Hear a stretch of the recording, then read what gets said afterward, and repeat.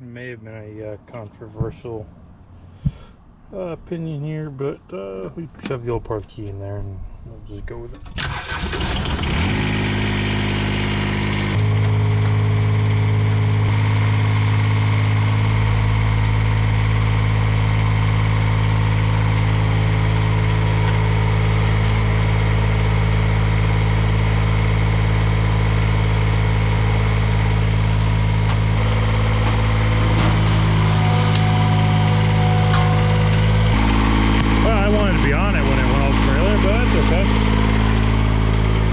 Run this around a little bit.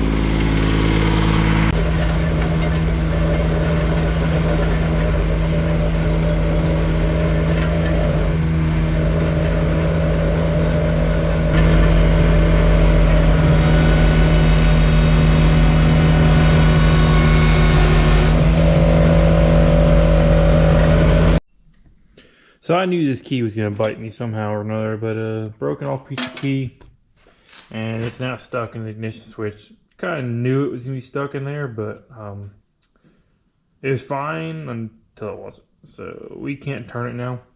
But the good news is I have an identical ignition switch that was off a Kubota power unit I have out and back. So we're going to switch that over, and then we should have a working key.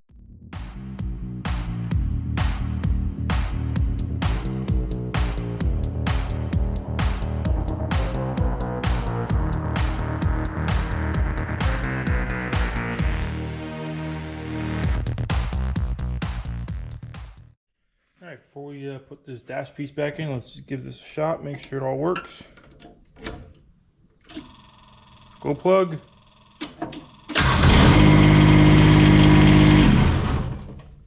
That'll do.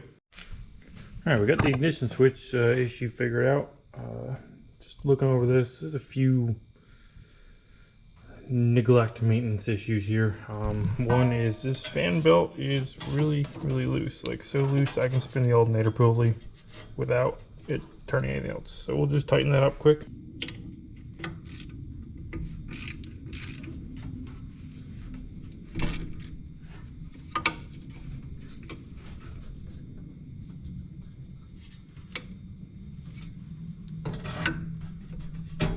Okay.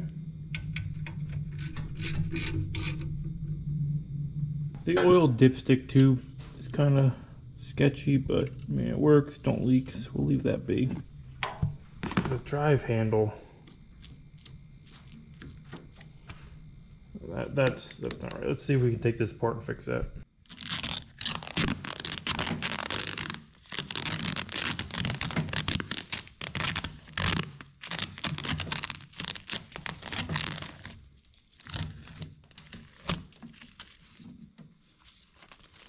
Okay, I think if we find a piece of pipe this size, put around that. Alright, so we got basically, this here is,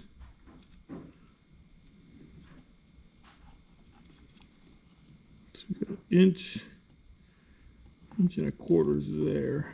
Alright, cut this little piece here. Should be able to slide that down over top of this.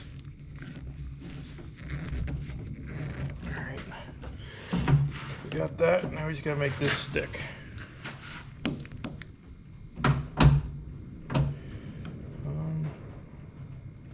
Probably put tape around this, snug that up, maybe run a screw through it.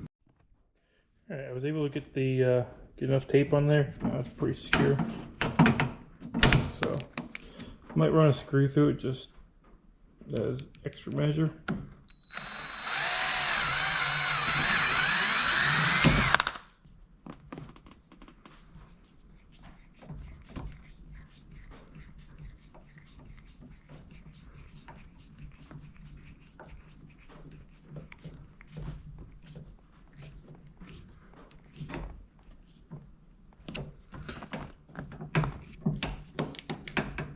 That should be good. Another thing we gotta adjust, the idle.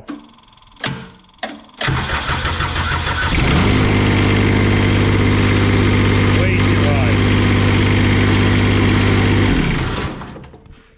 That's like 1500 RPM, way too high of an idle.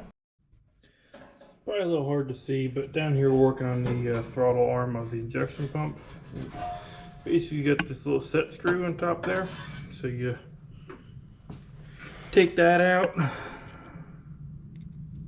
little bit, and then you should be able to slide the throttle arm more towards idle. Right there, it's all the way idle. So we'll tighten this back up. All right, now when we fire it up,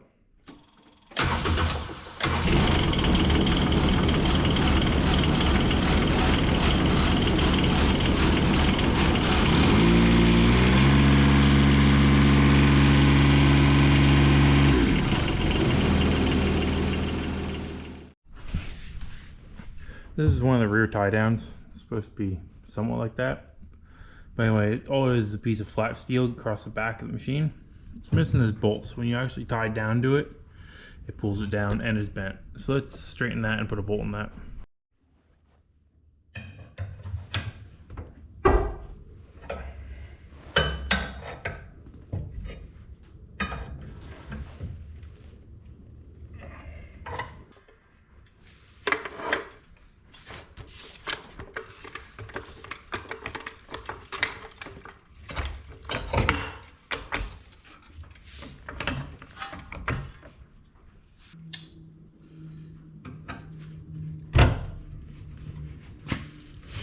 Like so close.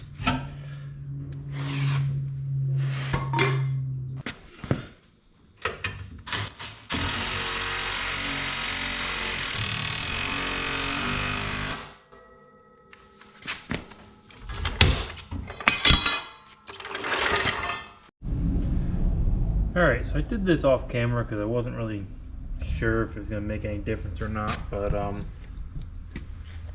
the drive seemed a little weak on the blacktop roller here. Like, you know, it didn't really want to move that well, and it didn't want to go up hills. Like, it wouldn't spin the drum out. Like, normally, I mean, these things, like, if you're running them full throttle and you run them forward and you jerk the control backwards, it'll spin the drum out. And it wasn't doing that. It wasn't acting the way it should. I mean, I know it's got 2,100 hours on it, but so I changed the hydraulic oil out because I'm like, well, I wonder if somebody's got the wrong oil in it or whatever. I wanted to run something a little thicker in case the hydro was worn out. So this is the oil that came out of it. You can see it's kind of murky. So I did some research and I put AW68 in it. It's supposed to be thicker than like a 1540 motor oil.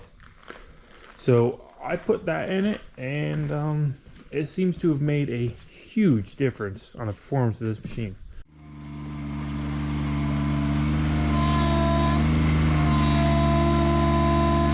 Well, anyway, it climbs up there with ease now. So, I'm gonna have to say putting that thicker oil in there helps with some of the wear in the hydraulic pump. Then.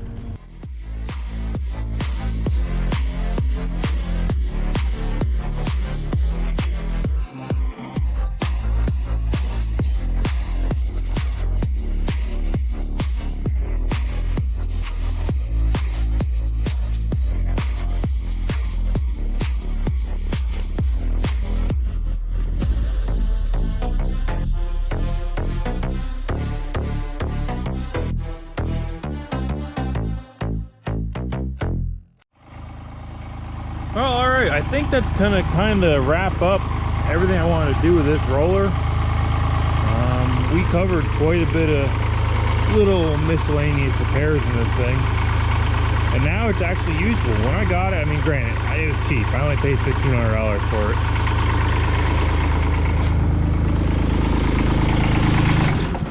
it. You know, so a diesel 1-ton asphalt roller, $1,500, that's kind of unheard of. I remember my first roller I bought. I'll plug a picture in here, show you. I think I still got a picture of it. It was just like a old school, like I think it was a compact where only the rear drum drove and vibrated. The front drum turned. It wasn't articulated. Had a Honda gas motor in it, and I only paid $600 for that. And I thought that was a steal. So having actual like more modern diesel asphalt roller is pretty sweet for $1,500. So Thank you guys for watching, and we'll catch you on the next one.